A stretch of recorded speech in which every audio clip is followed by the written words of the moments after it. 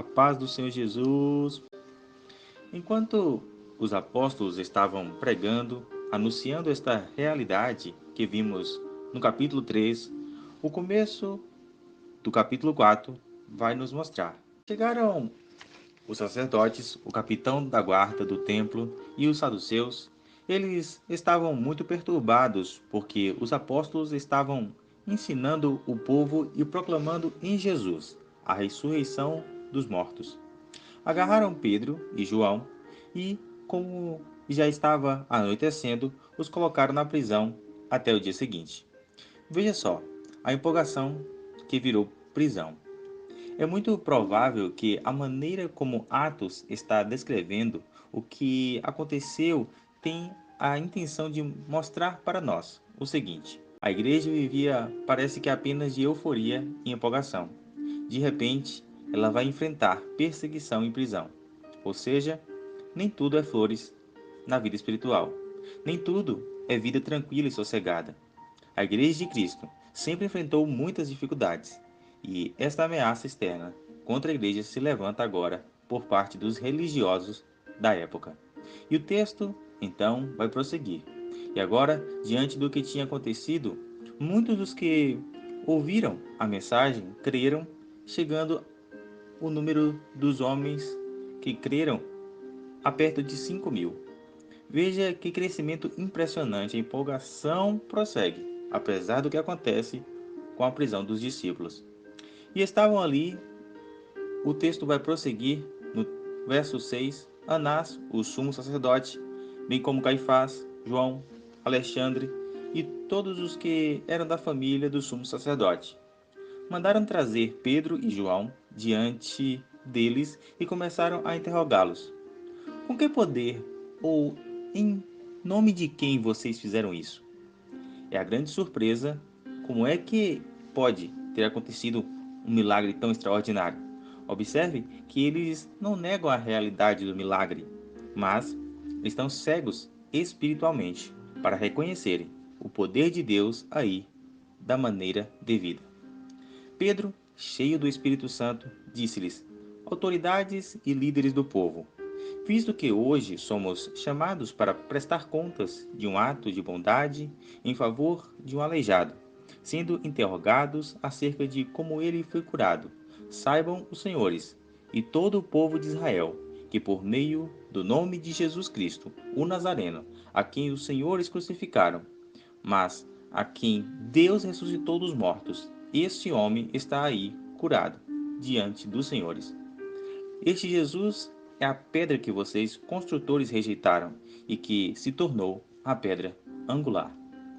Esta é uma citação do Salmo 118, verso 22.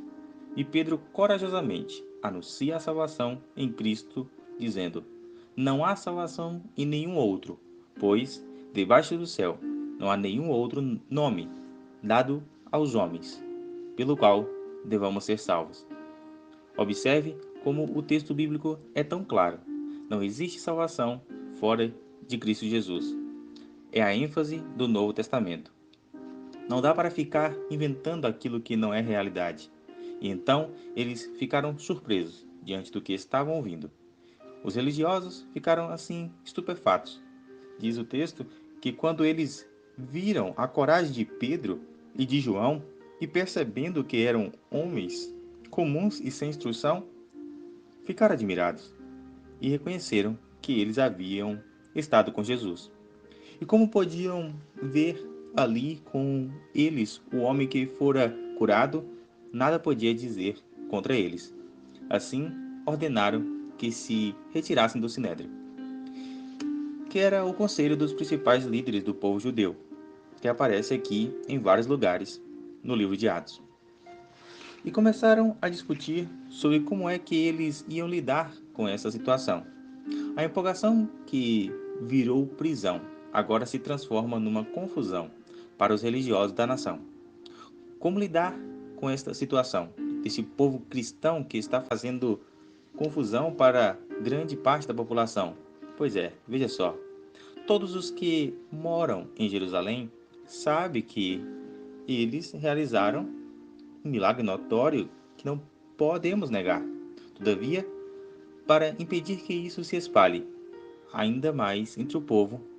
E assim, o que eles decidiram? Olha só que cegueira espiritual. Chamando-os novamente, ordenaram-lhes que não falassem nem ensinassem em nome de Jesus. Mas Pedro e João responderam: Julguem os senhores mesmos. Se é justo aos olhos de Deus, obedecer aos senhores e não a Deus.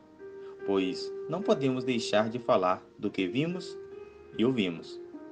Assim, eles reagiram rejeitando a orientação e a proibição dos religiosos, que falaram da maneira como nós lemos aqui agora.